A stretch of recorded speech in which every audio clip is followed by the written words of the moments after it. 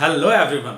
आज मैं आप लोगों के सामने एक मैथ्स का बहुत ही शानदार ट्रिक पेश करने जा रहा हूं जो परसेंटेज से रिलेटेड है।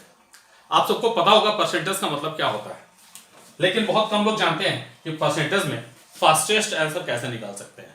अभी मैं आपके साथ एक ट्रिक शेयर करने जा रहा हूं, इसका नाम है बैलेंस ट्रिक। बैलेंस ट्रिक का मतलब होता है कि अगर कभी भी आपको इनकम या प्राइस कंजम्पशन या लेंथ ब्रेथ इससे रिलेटेड अगर कोई भी क्वेश्चन दिया जाए तो आप क्या करते हैं, आप एक फॉर्मूला लगाते हैं कि अगर इनकम या प्राइस कंजम्पशन या लेंथ ब्रेथ से कोई भी रिलेटेड क्वेश्चन दिया हो तो आप फॉर्मूला लगाएंगे x by x plus 100 into 100। अगर ये घटेगा तो घटाकर और बढ़ेगा तो बढ़ाकर। अब आपको ये समझना है कि मान लीजिए अगर आपको कहता है कि ए की इनकम बी की इनकम से मान लीजिए 25% ज्यादा है तो बी की इनकम ए से कितने कम होगी, तो आप डायरेक्ट फॉर्मूला लगाएंगे कि 25 ज्यादा है तो हम ज्यादा कर देंगे 100 प्लस 25, और अगर ये 25 कम होता तो हम कम कर देते 100 माइनस 25 इंटू 100। इसका मतलब ये निकलेगा 25/125 मतलब 1/5 इंटू 100। इसका मतलब डायरेक्ट 20%। अब इसी क्वेश्चन में अगर कोई कहता है कि मान लीजिए किसी चीनी की कीमत सपोज 20% डिक्रीज हो गई, डिक्रीज का मतलब माइनस,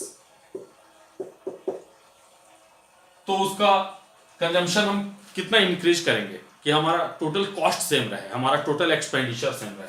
तो आप फॉर्मूला में तो यही लगाएंगे कि हमारा 20 डिक्रीज हुआ है तो 20/100 माइनस 20।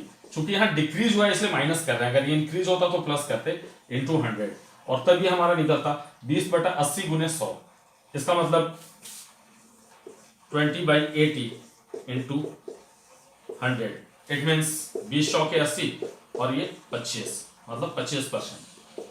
अब ये तो बात हो गई बेसिक कंसेप्ट की, लेकिन सवाल उठता है कि आज के कंपटीशन के दौर में लैक्स ऑफ स्टूडेंट्स बैठते हैं केवल एक कंपटीशन के लिए जिसमें हंड्रेड्स में भी सीट्स नहीं होती, तो वहां पर हम फास्टेस्ट आंसर कैसे गेन करें ताकि हम सबसे आगे निकल जाए। उसके लिए मैं आपको एक माइंड ब्लोइंग ट्रिक बता रहा हूं। इस तरह का अगर कोई भी क्वेश्चन आएगा जिसमें बैलेंस रिलेटेड हो, बैलेंस का एक तीसरा कॉन्सेप्ट बाकी है, इसका मतलब होता है length and breadth. Length and breadth. P का मतलब होता है प्राइस एंड कंजम्पशन। पी मतलब price and consumption. Price and consumption. और आई का मतलब होता है इनकम। अगर इसको हम फॉर्मूला में लिखना चाहें तो इनकम, जिसमें पहले का भी इनकम और दूसरे का भी इनकम, जिसको हम लोग इनकम इनकम कह सकते हैं। अब हम लोग क्वेश्चन लेकर देखते हैं, प्रैक्टिकल क्वेश्चंस, कि इस तरह के कोई भी प्रॉब्लम आने पर हम कैसे सॉल्व करेंगे। तो हमें बस बहुत बेसिक सी चीज याद रखनी है कि नंबर के फ्रैक्शन में अगर हम कंटिन्यूअस फ्रैक्शन चलते हैं तो 1/1 इसको कहेंगे 100%, 1/2 इसको कहेंगे 50%, 1/3 इसको कहेंगे 33 एंड 1/3% या 33.33%, 1/4 इसको टू 25%, 1/5 इसको to 20%, 1/6 is equal to 16 and 2/3%, 1/7 is equal to 14 and 2/7%। उसी तरह 1/7 के बाद आएंगे 1/8 पे, तो ये हो जाएगा 12.5%, 1/9 is equal to 11 and 1/9%, 1/10 is equal to 10%, 1/11 is equal to 9 and 1/11%, 1/12 is equal to 8 and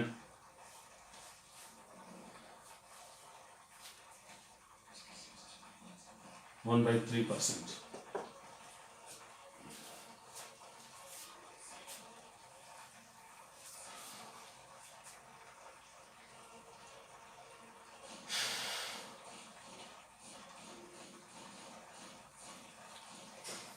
अब हमारे पास सबसे इंपॉर्टेंट बात इसमें क्या है, आप देख रहे होंगे कि अगर डेनोमिनेटर में वैल्यू बढ़ रहा है तो इसका वैल्यू लगातार डिक्रीज होता जा रहा है।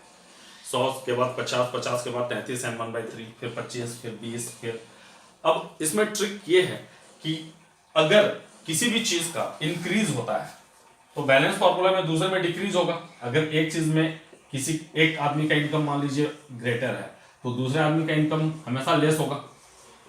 उसी तरह अगर हम किसी चीज का प्राइस बढ़ाएंगे तो उसका कंजम्पशन हमेशा लेस होगा, और अगर प्राइस घटाएंगे तो कंजम्पशन इंक्रीज हो जाएगा। उसी तरह अगर हम किसी चीज का लेंथ इंक्रीज करेंगे तो अगर एरिया सेम है तो ब्रेथ डिक्रीज हो जाएगा, और अगर लेंथ डिक्रीज हुआ तो ब्रेथ इंक्रीज हो जाएगा। इसको बैलेंस फॉर्मूला क्यों कहते हैं, एक डाउन जाएगा तो दूसरा अप जाएगा, एक अप आएगा तो दूसरा डाउन जाएगा, और इक्वल में इक्वल रहेगा। अब आप समझिए, मान लीजिए आपसे कहता है कि चीनी का मूल्य 50% बढ़ गया तो उसका कंजम्पशन हम कितना प्रतिशत घटाएंगे कि हमारा कॉस्ट सेम रहे। तो 50 बढ़ा है तो अब हमें घटना है तो 50 से जस्ट नीचे आएंगे, किसी भी नंबर में जस्ट ऊपर या जस्ट नीचे जाना है। तो 50 बढ़ा है तो हम 33 एंड 1/3 घटेंगे। अगर 33 एंड 1/3 बढ़ेगा तो इसके नीचे क्या आएगा, 25 घटेंगे।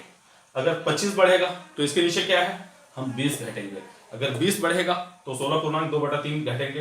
अगर 16.2/3 बढ़ा है तो 14.2/7 घटेंगे। और आप किसी भी क्वेश्चन का मुंह जबानी आंसर निकाल सकते हैं। जैसे मैं आपको ओरली बताता हूं, मान लीजिए किसी रेक्टेंगल का लेंथ 20% बढ़ता है तो ब्रेथ घटेगा, तो घटकर कितना आएगा, एग्जैक्टली 16.2/3 ही आएगा, और कोई दूसरा नंबर आ ही नहीं सकता। अब इसका एग्जामिनेशन में हमें क्या फायदा है, हमें पेन छूना भी नहीं है। अगर कोई चीज बढ़ रहा है तो हमको घटाना है, और अगर कोई चीज घट रहा है तो हमको बढ़ाना है। मतलब ये तराजू है, अगर एक बढ़ेगा तो दूसरा ऑटोमेटिकली घट जाएगा, और अगर एक घटेगा तो दूसरा ऑटोमेटिकली बढ़ जाएगा। तो आपको बस ये ध्यान रखना है। अब एक दो हम क्वेश्चन लेकर देखते हैं। अगर मान लीजिए आपसे पूछा जाए कि चीनी का मूल्य 9.1/11 घटा है तो उसका कंजम्पशन कितना बढ़ जाएगा, 10% बढ़ जाएगा। उसी तरह अगर किसी ट्रायंगल का लेंथ 10% घट गया है तो उसका ब्रेथ कितना बढ़ाएंगे कि एरिया सेम रहेगा, तो एग्जैक्टली 11.1/9% रहेगा। आपका आंसर मुंह जबानी आ रहा है। इसमें सबसे खूबसूरत बात यह है, आपको पेन छूने की जरूरत ही नहीं है। आप इस तरह के किसी भी क्वेश्चन को मुंह जबानी सॉल्व कर सकते हैं। अगर मैं कहता हूं कि बी की इनकम ए की इनकम से 20% कम है तो ए की इनकम बी से कितनी ज्यादा होगी, इससे ज्यादा होगी, तो 20 से ज्यादा कितना होगा, एग्जैक्टली 25 होगा। आपको केवल एक ऊपर जाना है या एक नीचे जाना है, मूवमेंट केवल एक ही ऊपर या एक ही नीचे का आप कर सकते हो। बस यही ट्रिक ध्यान रखना है। आई होप ये समझ में आ गया होगा। अगर कोई कंफ्यूजन होता है आप प्लीज इसको रिवाइज करके देख लीजिए। Thank you very much, have a nice day.